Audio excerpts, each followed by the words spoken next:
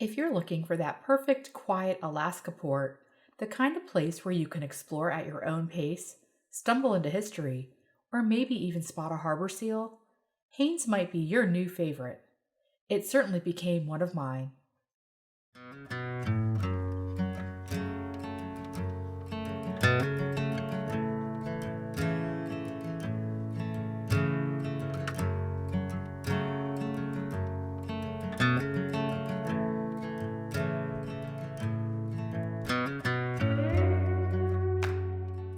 I started the day slowly because I didn't have an excursion planned, and honestly, Haines is perfect for that.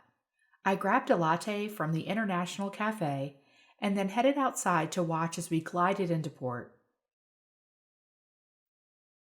Even though we were arriving in the morning, the mountains were glowing from the sun. And you could see these little clusters of homes that were up on the hill, and then the mountains were all behind them. And that was Fort Seward. It honestly felt like walking into a postcard. By about 9:15, I was in line to get off the ship. Because it's a smaller port, we only had one area to disembark, and so there was a little bit of a line, and it wasn't exactly friendly for those that had mobility issues. I did hear about some guests that missed their excursions because there was a delay getting off the ship, but since I didn't have anything planned, it was okay with me to just take my time. My first stop was Fort Seward, which you could see from the ship, and so that was easy for me to just walk off the ship and walk right towards it. Fort Seward was more of a historic district than what you might traditionally think of when you think of a fort. So it didn't have, big walls or cannons or anything like that. It was more the homes that the officers lived in and some other historic buildings. It was settled in 1904 as a U.S. Army outpost, and that was right at the end of the gold rush. There are some buildings that are fully preserved.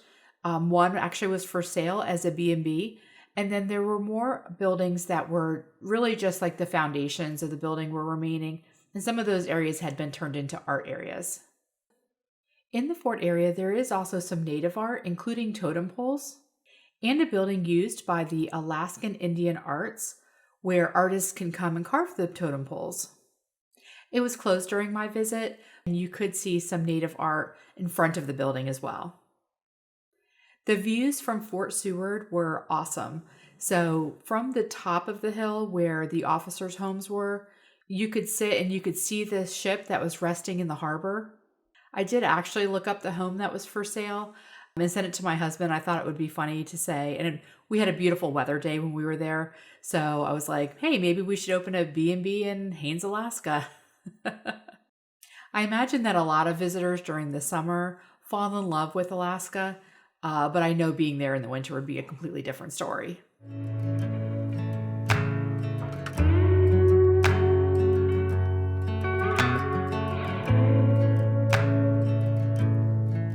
After I walked around the fort area, I decided to go ahead and walk to downtown Haines, Alaska. It's about a 15-minute walk from the port area. It's a cute downtown. It has a bunch of little shops. It has a convenience store. It has an IGA grocery store if you need to pick up anything for the ship.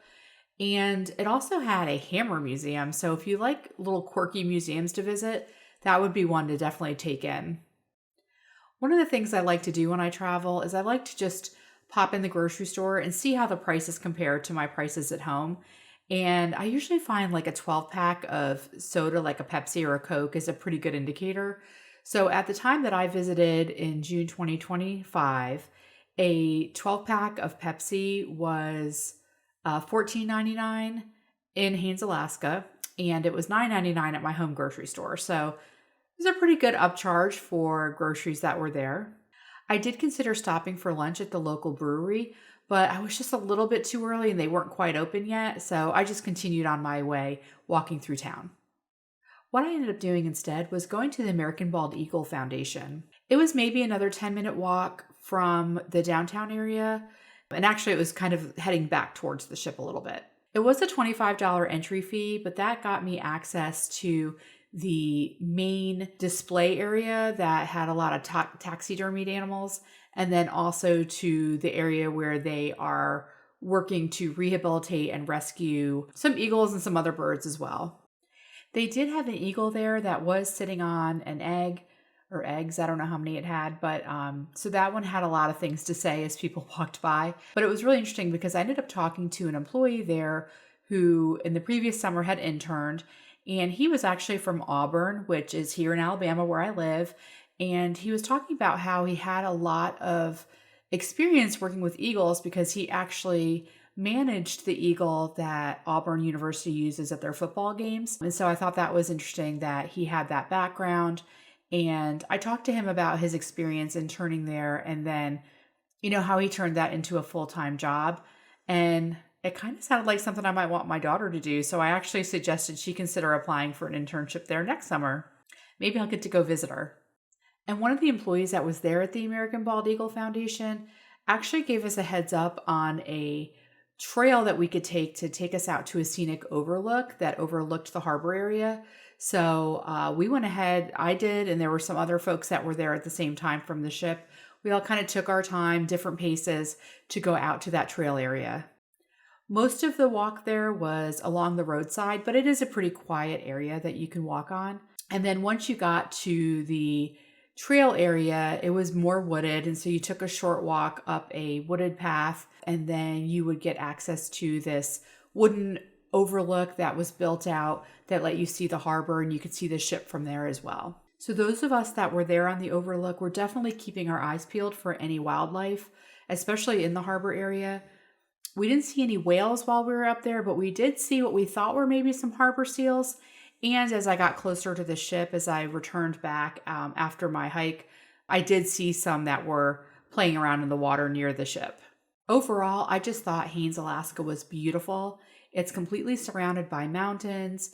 It's a very quaint and walkable downtown. And while I don't think they probably would be able to support more than one cruise ship at a time, just having the one cruise ship there didn't make it feel overly busy. And it was easy to walk around and enjoy the sights. So after exploring Haines for a few hours, I went ahead and headed back to the ship. One of the things I like about the smaller towns is you really can do just a half a day of exploring and still have time when you're in port to enjoy the ship. We again had great weather. We really lucked out with the weather for a lot of our cruise. And so I was able to sit outside again and really just enjoy the overlook of the city. Later that evening, I discovered what would go on to be my almost daily ritual before dinner, and that would be to go have a dirty martini at the Wheelhouse Bar on the ship. The bartenders definitely learned my order, and by maybe the second or third night, they were asking me if I was ready for my dirty martini as I arrived at the bar.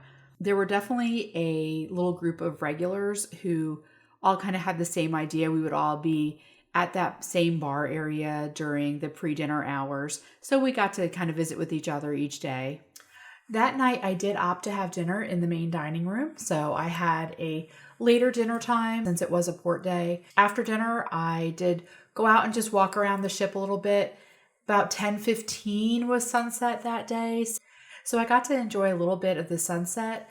And they were actually playing Top Gun Maverick, like Top Gun 2, on the outdoor movie area too. So I did watch a little bit of that before I headed back to my cabin.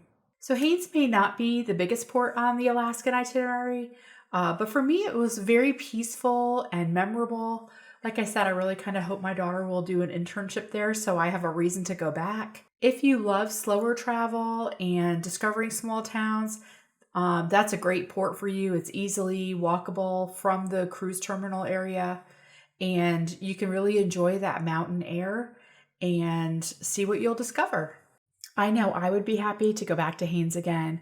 So I hope you've enjoyed reminiscing with me, and I hope that gave you a little bit of an idea about what to do in Haines, Alaska if your cruise also finds itself there. My next port will be Sitka, Alaska.